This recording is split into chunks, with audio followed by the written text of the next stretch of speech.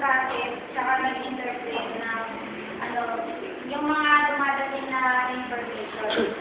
Pangalawa, siya yung nagre-rely ng mga message or yung mga copies ng response. A few moments later.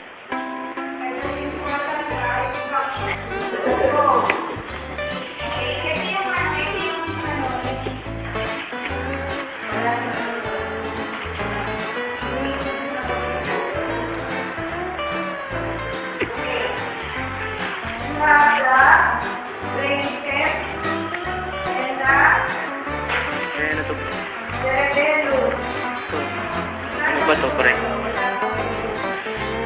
Ba?